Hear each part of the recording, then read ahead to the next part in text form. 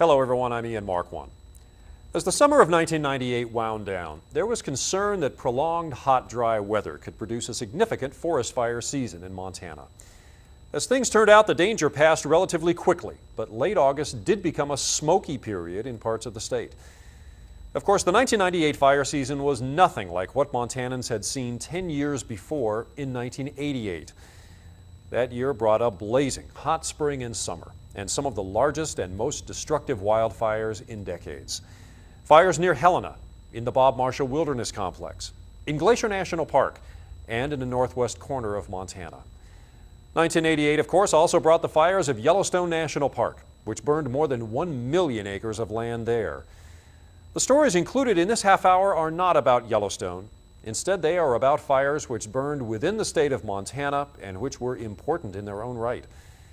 Like Yellowstone, the areas we'll visit in these stories have shown remarkable natural recovery from the fires of 10 years ago. They provide lessons about the role of fire in Montana's forest ecosystems and the role of humans in those same ecosystems.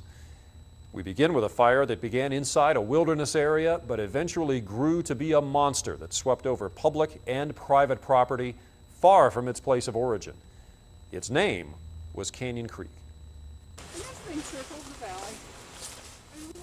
For 10 years, Bill Cunningham has led continuing education students up the North Fork of the Blackfoot River into the Scapegoat Wilderness.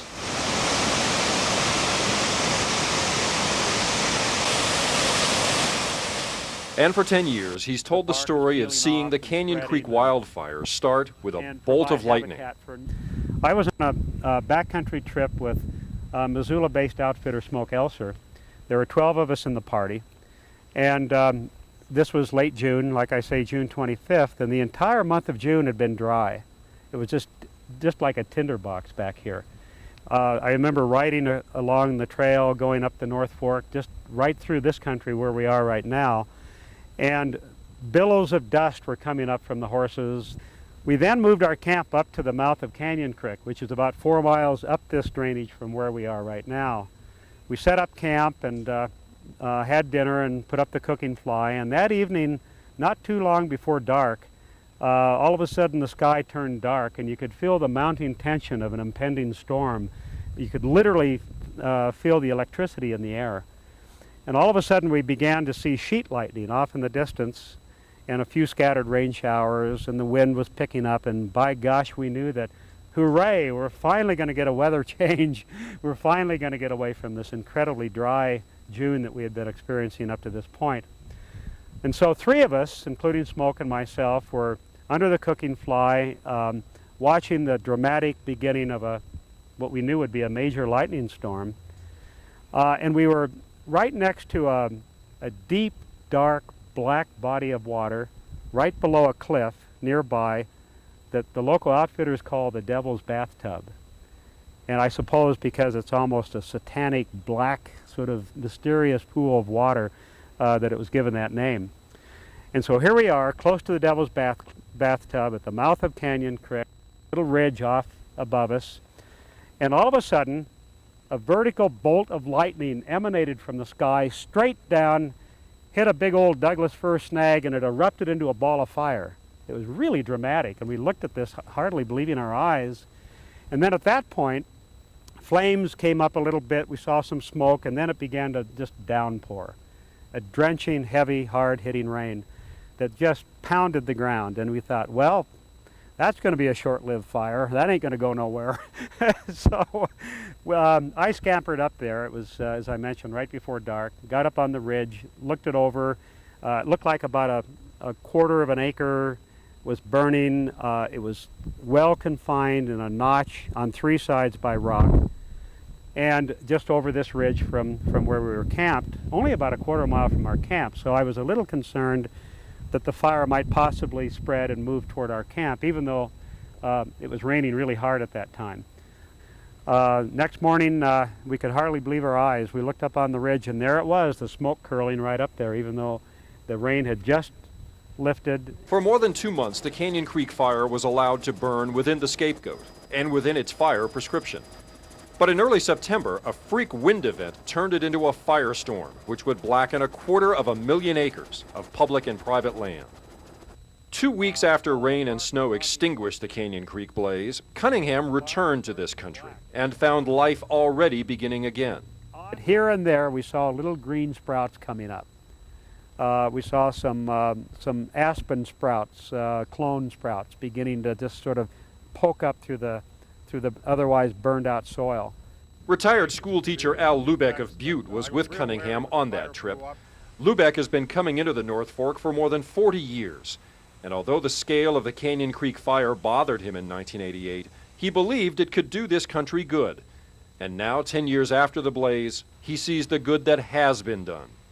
And so I was real wary, though. I thought the fire had burned just too much country. You know, I thought it should have burned some and then waited for other years. And anyway, what I've seen, it's been a really wonderful experience to me. I think the fire has enriched this country. That's my observation after 10 years. Every year I've come back every single year, and I can compare the country to what it was before the fire, and every year is a new experience. The country looks a little bit different. You have the succession of plants. What you have is just a wonderfully rich, lush countryside, an environment that you know, I see diversity here. You see diversity of plants, where what you had before was just sort of a monoculture of lodgepole pine, and you had little openings. But what's nice now is you can see, you know, the grasses and the forbs, and you know, a diversity of plants. But more than that, I see more elk in one trip than I saw in the previous 10 years prior to the fire. You know, it's you know, we've provided a lot of food for animals like elk. I never saw a grizzly bear in this country until last year, and I saw 3 of them. Today, the burn area is blanketed with understory plants, including new trees. Meanwhile, the bleached trunks of the dead have begun falling, beginning their slow breakdown into the soil. And for Cunningham and Lubeck, it's a fascinating chapter in a long story. It's just a lot of life that's here, and a diversity of life that didn't exist prior to the fire. The fire has been good for this country.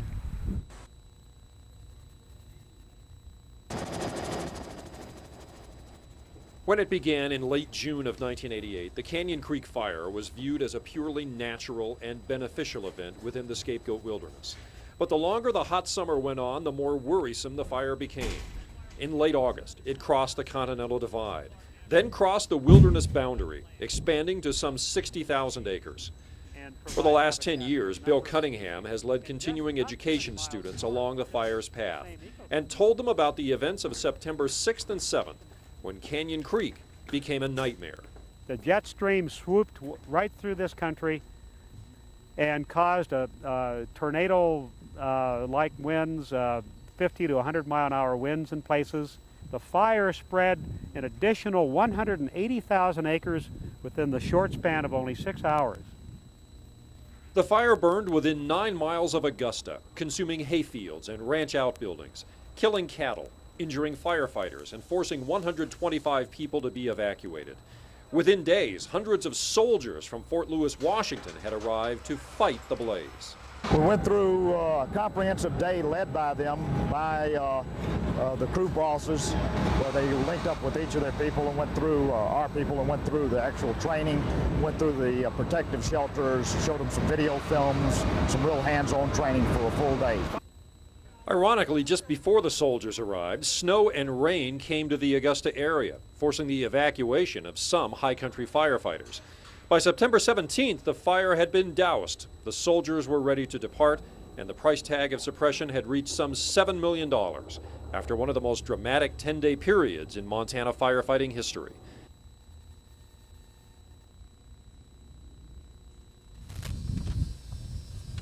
In 1988, Ray Krone of Augusta watched 20,000 acres of his ranch burn as the Canyon Creek fire roared out of the Scapegoat Wilderness and through the Rocky Mountain front.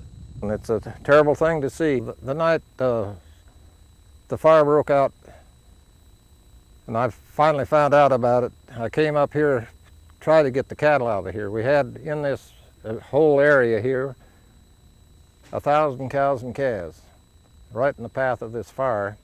That morning when I went up here, this is Dry Gulch, this gulch up here. There was 8 pair of cows and calves up there that morning. When I went back about 5 that evening, after I'd heard about the fire and seen the fire guys all leaving, I couldn't get up there. That was all on fire in there. There was 8 cattle gone there, I knew. That, but the man that was with me, the hired man, we tooted the horn and hollered and screamed and got all the cattle that was in this area to run down the country. On that ridge there, when we were coming down, the fire was rolling like a big ball, and they nearly outrun the pickup going down through here. It was just by the grace of God that I didn't lose all my cattle. Just this summer, the Bowl Mountain Fire spilled out of the Bob Marshall Wilderness and onto the Lewis and Clark National Forest. In both instances, the fires followed heavily timbered passageways leading eastward from wilderness onto other lands. To prevent that from happening again, Lewis and Clark forest managers want to break up those passageways by setting fires inside the wilderness boundaries. We're proposing to introduce fire into a portion of the upper South Fork of the Sun drainage to reduce the fuel loadings in an area of the wilderness boundary that we feel is vulnerable or weak, that fire could escape there easily, whether it be a prescribed natural fire or an unwanted wildfire.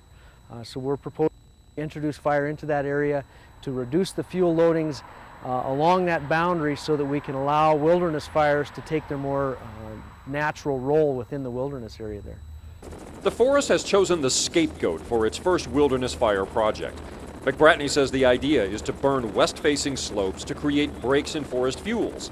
Those breaks would then slow down a fire and keep it inside wilderness boundaries. But ranchers like Ray Krone have their doubts, based on their 1988 experience. I have no confidence in their ability to control a fire. McBratney counters that the Forest Service will suppress any fire that threatens to burn too far, and no fire will be set unless weather conditions are right. So it's going to have to be a moderately dry year. It's going to have a wetting or a moisture event coming closely there behind it before we can go in and light that area and expect to hold it. McBratney says the proposed fire project won't happen until next fall at the earliest, after the forest completes its public review process. In the state capital of Helena, there had been plenty of reason for concern in the summer of 1988. For one thing, the smoke from the Canyon Creek blaze was clearly visible from the capital city, and one small fire near the city already had given the community a scare. Then on August 8, 1988, a car fire touched off a blaze in the Elkhorn Mountains south of the city, and the story of the Warm Springs Creek fire began. For the first 9 days of its life, the Warm Springs Creek fire south of Helena had stayed away from residential areas around the Elkhorn Mountains, but it also had resisted efforts to contain it. Then late in the day on August 18th, a surge of wind drove the fire toward the McClellan Creek drainage, forcing the evacuation of a huge fire camp and lighting the night sky. This ridge that we're standing on, you can see flames probably 200-300 feet in the air above it that was coming from that area to the east. It's just horrendous heat, big balls of gas. The fire was burning so hot it was almost, I don't know, it looked more like kind of like lightning rather than, you know, the orange you would expect with fire. The flames have to be, 200-300 feet high because they're way above. You get, what do you call that vapor, the stuff that kind of explodes up there? You get, I guess when it starts to burn, yeah, it's called a flash. I mean, you get that burning up above the trees from, I guess it's stuff that comes out of the trees or something. But I mean, there's some real hot areas. Oof. By the next morning, 13 homes or cabins in and around McClellan Creek were destroyed. One of them belonged to Jim Duffy, then the Adjutant General of the Montana National Guard. Had a basement under it, and of course when the fire burned and everything that was in the cabin went down in the basement, we were unable to do any salvage at all. There was a few little items that didn't get burned that we could pull out, but by and large the majority of them were gone. The Duffy family had owned this land since the mid-40s, and the cabin had been on it for decades before that. Duffy still feels the sorrow 10 years later. Oh, yeah. I had one son with me, and my son-in-law, when he came up here, and the son just broke down and cried. It was pretty sad, and it still gets to you. After the fire, Duffy rebuilt his fences and had salvage loggers remove the standing dead trees from the property. He's also begun building a new cabin some distance away from the old. It's still my country. I love it. I was raised up here, and I could never give up on it. We really don't put out large fires like this. God puts out fires like this. Nature. Mark Honor fought fire in the summer of 1988. Now, as a state land manager, he stands in the Elkhorn Wildlife Management Area south of Helena and ponders not only the Warm Springs Creek fire of 10 years ago, but the next fire as well. Because this is not a one-time event. I mean, this has happened forever, and it will continue to happen. It wouldn't surprise me to see a fire start there in the next few years that would burn 10, 20, 30,000 acres. Even before the Warm Springs Creek blaze, the state had worked alongside the Forest Service and local fire departments in the Elkhorns. These days, the focus is on reaching an unwanted fire quickly, no matter who gets there first. We have agreements in place now, Ian, that allow us to fight one another's fires immediately. We don't have to wait. We can call on volunteer fire departments and vice versa. The state also has put energy into fire prevention and education for people who choose to live in the Elkhorns. Leslie O'Neill now lives on the land where the Warm Springs fire began. She does not take that responsibility lightly. As a landowner, I think it's my responsibility to protect my home, to thin the trees and keep the grasses down and prevent fire from burning my house. Honor would like all forest landowners to be ready when fire comes again to the Elkhorns. But he says not everyone has learned the lessons of 10 years ago. We will continually battle for the public's hearts and minds, I guess you'd have to say, to try and get them to reduce the risk to themselves and to their property. You look out there now and I think it's beautiful.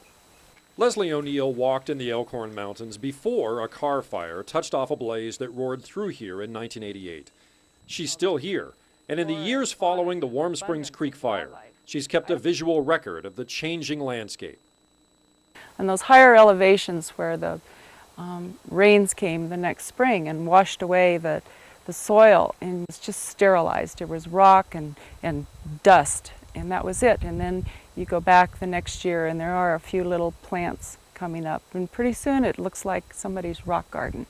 Okay. How about elk? You say you've seen elk on Oh, there's elk everywhere. Elk and moose and bears, deer. Just within a small plot of dirt here, there's probably 30 different plant species. Jodie Canfield is the Forest Service's Elkhorn coordinator. As such, she watches over the only non-wilderness area in Montana to have a special Forest Service fire management plan, one that recognizes potential danger to people and property, but also recognizes the value of fire to this kind of environment. We think we've built in some measures to, number one, stress that we're not going to put firefighters in danger.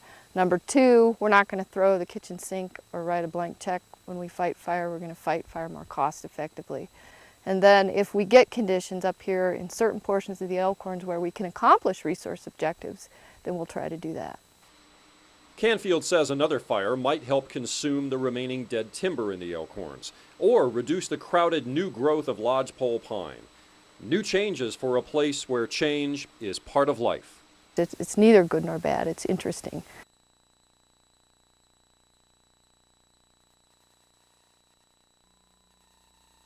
I'm pleading with Montanans on this last of the summer holidays to refrain from outdoor recreational activities in any of the fire-sensitive areas this weekend.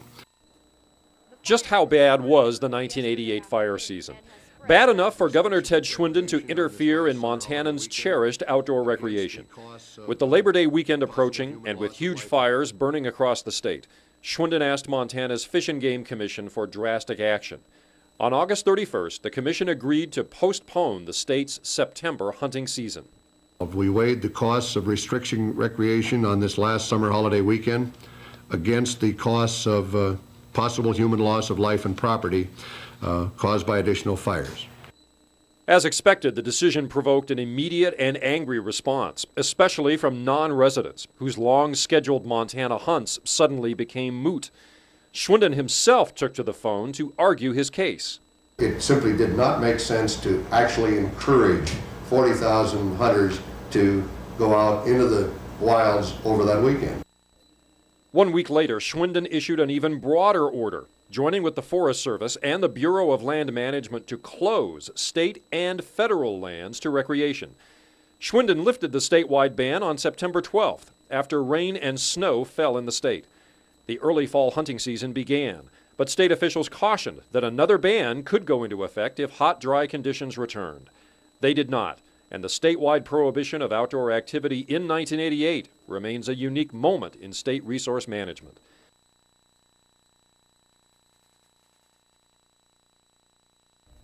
From Helena, we now move to the northwest corner of Montana. On August 25, 1988, lightning struck the parched commercial timberland of the Kootenai National Forest northeast of Libby. The Dry Fork fire would not be one of the largest fires that burned in Montana that summer, and it would not consume private dwellings or historic buildings.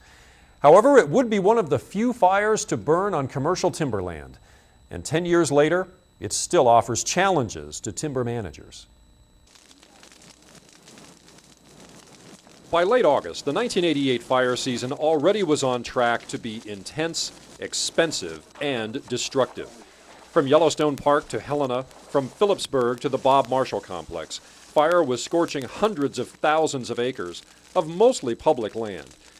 Then lightning struck a prime timber-producing area of the Kootenai National Forest northeast of Libby.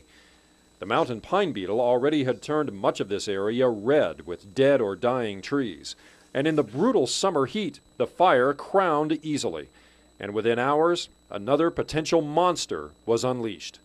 The afternoon of August 25th, the lightning storm came over, and we had a hit over in the North Fork of Canyon Creek. And our crew got there, 3 people, about 3 o'clock in the afternoon, and within 10 minutes the winds came up and blew the fire totally out of control. And by 10 o'clock that evening, it was about 1,200 acres. A pretty strong wind behind it, and it was fueled by, if you look out in the background, a lot of those white and black trees that are still there, lodgepole pine, that at that time were dead and red. And the spotting was a quarter mile to a half a mile in front of the fire at that time. So it was pretty intense that first afternoon, and with the other priorities around the region, some of the other fires, the availability of equipment and crews and people to fight the fire was pretty limited. So we did have quite a bit of machinery on site, but we were unable to hold the fire lines due to the lack of people. And that went on for several days, and by the 28th then another front came through, and that day it really ran. It encompassed about 8,000 acres and spotted again a mile or so ahead of the main front, dropping the firebrands into the red lodgepole tops. And just immediate ignition again, and then another front would take off and run. This area had not burned in more than a century, and so conditions were right for a stand-replacing fire and for a new lodgepole pine forest to be born. Lodgepole is a very prolific tree. It's got a serotinous cone, so it's got many years of cones on the same tree, and they stay closed until they get enough heat to release them. So 2 things, we had the serotinous cones, a lot of them, and the fire started the end of August, so the other cones were mature. So we had the fire come through, a good seed bed, mature cones, and the heat of the fire opens up the serotinous lodgepole cones. 10 years later, the Kootenai's Deena Shotzberger walks through young trees so tall and thick, she disappears. I've never seen the densities quite this high. You often get high density after fire in lodgepole, but these are pretty extreme. More than anything, this is the legacy of the Dry Fork fire. Of the fire's 13,000 acres, 90% came in the Kootenai's suitable timber base. And today, with up to 70,000 new trees per acre, managers are facing new challenges. How to reduce the density of these stands on very productive sites and try to grow a merchantable product or a desirable size tree even for the ecosystem. The forest salvaged some 25 million board feet of wood from the burn, but not in areas like Cripplehorse Creek, where water quality concerns have precluded harvest or prescribed fire, which means any new fire here would be tough to fight. Well, basically we hope it doesn't catch on fire again. If we get a fire in something like this, we're basically just going to have to work on the edge and wait till it feathers out on the top and lays back down, where we could work against it. In quote-unquote dry, normal type summer, if this was on fire, crews would not be able to work against the fire until it laid down. The flame lengths and the fire intensities would be too great. Well, ideally, we would be able to treat something like this. We're against watershed constraints here in Cripple Horse Creek, so I suspect in this case we'll live with this for 10 to 20 years, and when the watershed has sufficient recovery, maybe we'll be able to come in here and block this up a little bit and treat it with some prescribed fire. The Kootenai still has large areas of 100-year-old lodgepole pine, much of it affected by the mountain pine beetle. So managers have begun reducing fire danger through targeted timber harvests. Despite a number of large fires over the past 20 years, the Kootenai has remained a productive timber source. Forest managers want to keep it that way and keep catastrophic fire in its place. September 7th, 1988. The Canyon Creek Fire explodes onto ranch land near Augusta. In Yellowstone Park, the Old Faithful area becomes an inferno. And along Glacier National Park's western border, strong winds drive the Red Bench Fire eastward from the adjacent Flathead National Forest into the park and onto forests already weakened by disease. In 1981, there was a large mountain pine beetle outbreak and a lot of dead and down as a result of that in the forest. Cold front came through right as that fire blew up, and I'm not sure there's anything that would have stopped that. In all, the Red Bench Fire would cover some 28,000 acres inside the park and an additional 10,000 outside. The flames destroyed more than 24 structures, including Park Service buildings at the POLEBRIDGE Gateway. Meanwhile, luck and a heroic effort kept the fire away from the historic POLEBRIDGE Mercantile. Today, just north of the Mercantile, the silver ghosts of cottonwoods testify to the events of 10 years ago. Just a short drive away across the North Fork of the Flathead River, the POLEBRIDGE Ranger Station welcomes new visitors onto some of Glacier's less traveled roads. And inside the park, a new forest reaches upward. I believe it's pretty much what you'd expect. After a hot fire and a clean seed bed, you do get a lot of lodgepole germination. Red Bench was a little unusual in that it took out such a huge area of stand replacement. Glacier's managers remain committed to keeping fire as a natural force in the park. In the long, hot summer of 1994, park personnel allowed a 12,000-acre blaze to burn naturally to its conclusion, while outside the park, firefighters were struggling to quash fires as they started. For safety reasons, park personnel did have some roadside trees removed from the Red Bench burn. In fact, falling trees killed one firefighter and injured several others in 1988. Aside from that, the Red Bench burn has been left to nature. Like Yellowstone, another drive-in classroom on the role of fire in the forest.